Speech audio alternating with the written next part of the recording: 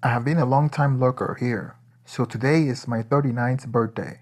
I just went to lunch with Grandma and two of my teen sons to a restaurant that I haven't been to in over 3 years. The last time I was here with my granddad, the man that taught me everything I know.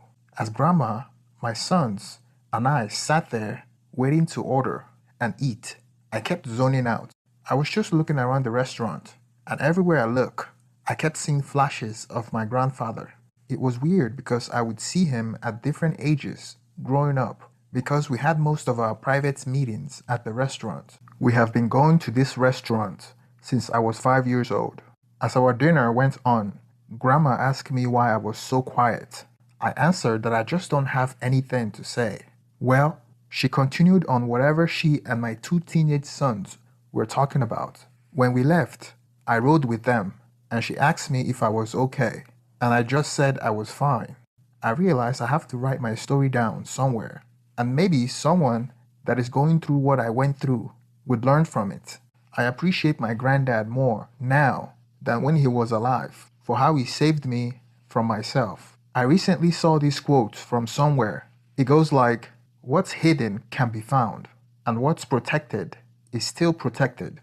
I didn't appreciate this quote till my ex wife cheated on me and plotted with her affair partner to take over half of my real estate portfolio in the divorce settlement. When the expensive lawyers she hired realized that my assets were protected, they dumped her case faster than they took it. Her affair partner was her ex boyfriend, and she has been allowing him to live as a tenant in my rental property without my knowledge for over 3 years before D Day.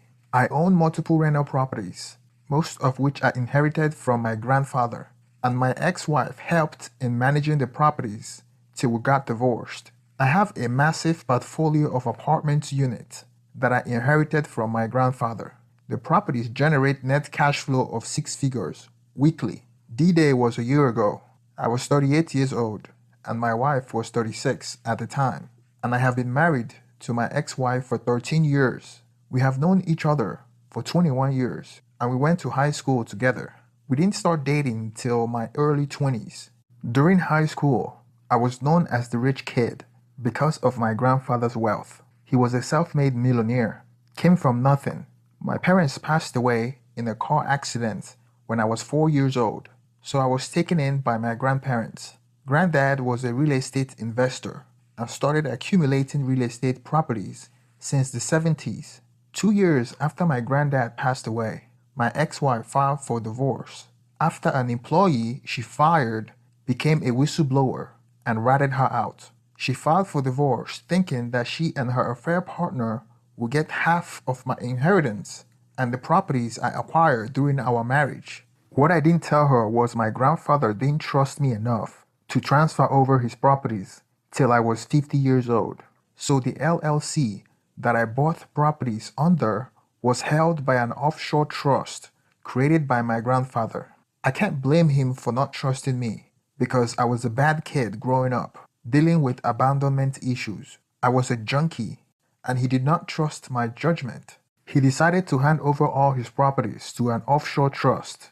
Granddad modified his will when I was about 24 years old, out of prison and going to rehab. That was when I got married to my ex wife, and he wasn't a big fan of her. I wasn't aware that he modified his will till I spoke to his estate lawyer during my divorce. In my mid 20s, after I went to prison, I changed to a different person. I grew up and realized that I was wasting my life, and this was my final chance.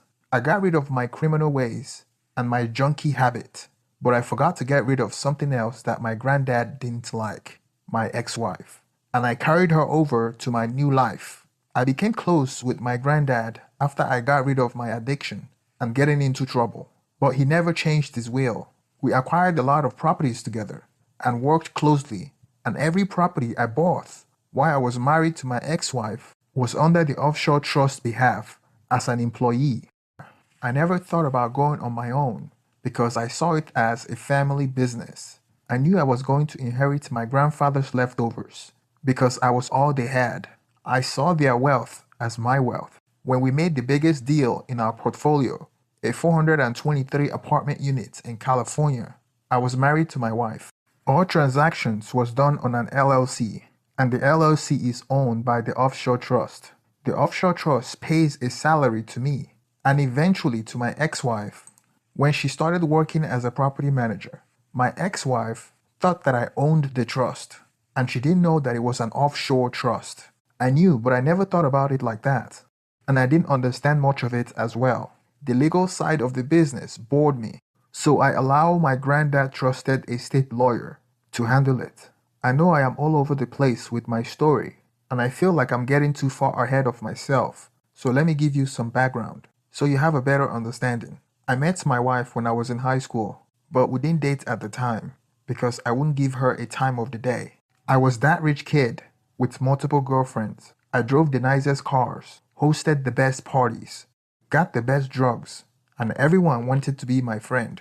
My grandmother spoiled me because my dad and mom died when I was 4 in a car accident, and my dad was their only son. I was the only child of my parents. Grandma would always spoil me with expensive gifts and whatever I asked for, and Granddad would try to stop her several times, saying that she was turning me into a spoiled brat. And sure enough, he was right.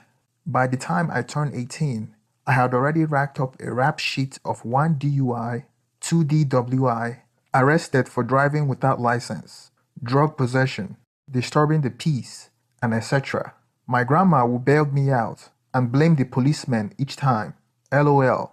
To my grandpa's dismay. He basically wrote me off. He couldn't write me off his will though, so he tried to protect me from myself by adding a maturity date to the beneficiary in his will. He already had the offshore trust when he first made his wealth in the 90s because of a bad experience in the early 80s when he got sued by one of his tenants with small children. That bankrupted him and he had to start over. When he got back to his feet, he understood the importance of protecting his assets because he learned the hard way when he faced bankruptcy. He created an LLC and added further layers of protection by adding ownership of the LLC in a trust located outside the jurisdiction of the U.S. court system, so they are not subject to U.S. laws. After my wife cheated on me and divorced me, there were lawyers lining up to take her case. During the discovery, my wife's divorce lawyer found out that she's worth more married to me than divorcing me because I was being paid salary by the offshore trust. Even the house we live in together was owned by the trust.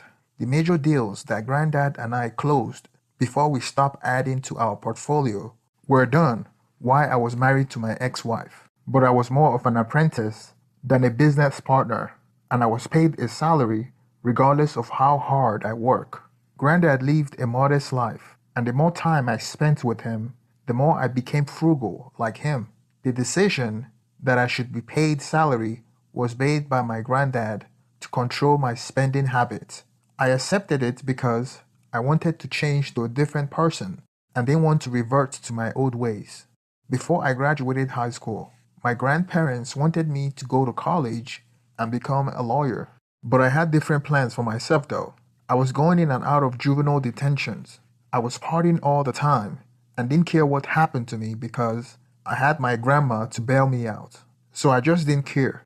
Then I went to prison for possession in my early 20s. After I got arrested this final time, my granddad had enough and he refused to allow my grandma to get me out of trouble. I thought he wanted me to rot in prison, but grandma would visit me behind his back. I had my Damascus moment in prison. I learned to appreciate the small things in life. The majority of convicts in prison didn't have the opportunities that I had, and they are surprised that I threw all that away to join them in prison. I was dealing with abandonment issues. I tried to blame it on my parents for leaving me in this world, and tried to blame my problems on others, but ultimately it was my fault. I did my time, and it profoundly changed me. I finally realized that going to prison was the best thing that could have happened to me.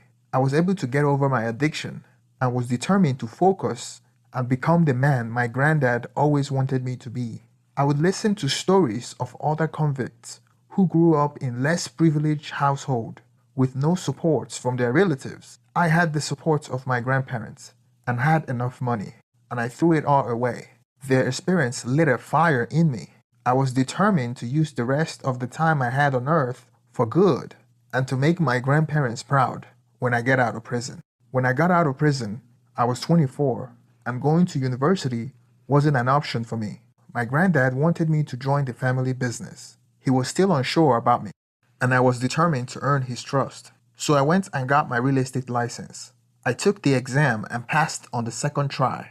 I dedicated my time in real estate to learn as much as my granddad could teach me before he passed on.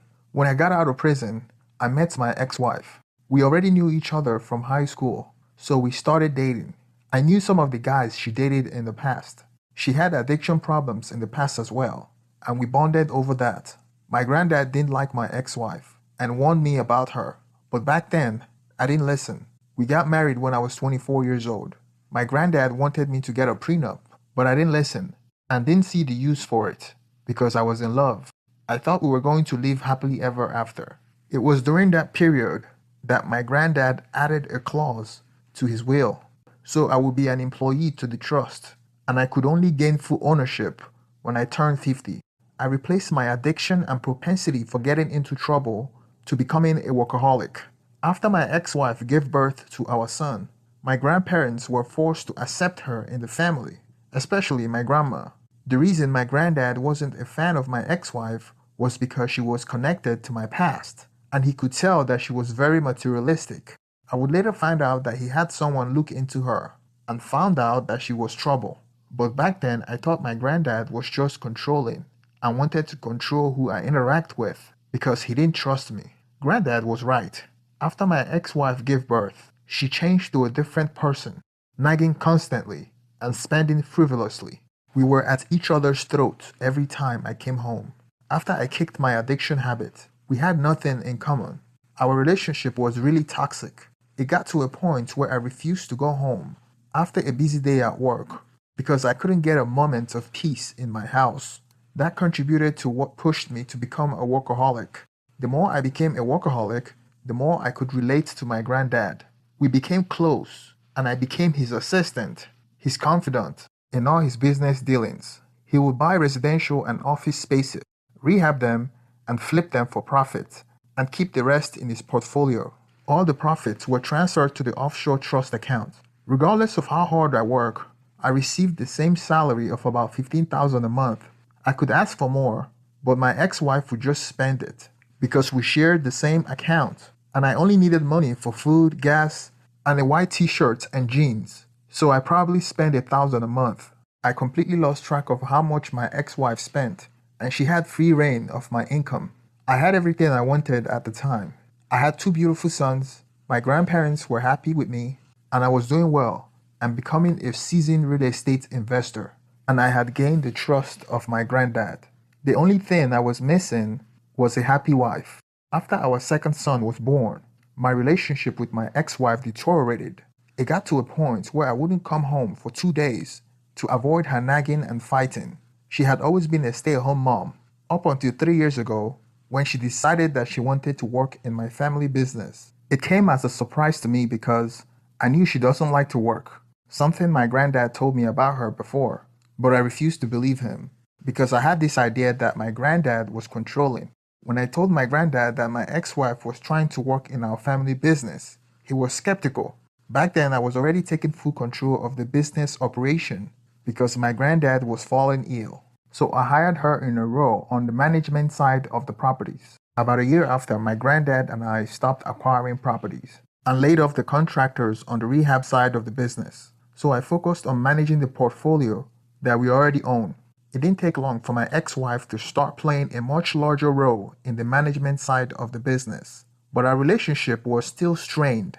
The good thing of her working is having her out of the house so I could come home and have peace. Our bedroom life was non-existent, and we weren't getting along well. I knew eventually that we were going to get a divorce, and I thought I had to liquidate or give her a fraction of my portfolio if we divorced, which was why I stayed with her longer than I wanted to. I was incredibly ignorant about the legal side of my business. I understood that we grew apart and we shared 2 sons together. And when we divorced, She gets a fraction of what I made during our marriage, and I pay child support. But I will soon find out that it was more complicated than that due to the offshore trust. I wasn't a greedy person, and I was willing to share with her so she could maintain the same lifestyle when we divorced. But that all changed when I found out that she was cheating on me and how long the affair had been going on. She had also been paying him out of our shared bank account with my hard-earned money. I only found out about the affair when she fired an employee that worked with her, and the fired employee confided in me that there was a tenant that my ex-wife was allowing to stay at the property, and he wasn't paying rent. She claimed that when the tenant comes around, my ex-wife would let him in her office, and they would close the door and spend hours locked inside. She told me the name of the tenant, and I looked him up. I had all his biographical information, and I did a background check on him. I recognized him from my high school days, when I was running around with girls and partying. He was my ex-wife's ex-boyfriend before we started dating. A total loser. She gave me records to prove that he stayed at my apartment for over 3 years without paying rent. I confronted my ex-wife about him. She confessed that she allowed him to stay for over 3 years because I had the record to prove it. I asked her how long the affair had been going on, and she lied that they weren't having an affair. Her affair made me realize how generous I have been towards her, and how she was taking advantage of my generosity. I have hundreds of apartments, so the rent loss doesn't affect me. It wasn't about the money, but the lies, the cheating, the disrespect, using my money to enjoy and go on vacation with her loser ex. This was unacceptable, especially since her affair was the reason why she was turning against me and making my home a nightmare for me. Furthermore, I requested an audit on all my units that she manages, and I found out that she had been allowing some of her friends and relatives to stay at my property without paying rent. I fired her immediately, knowing that she would try to file for a divorce, and sure enough, she did. Up until the divorce, I rarely spoke to the estate attorney.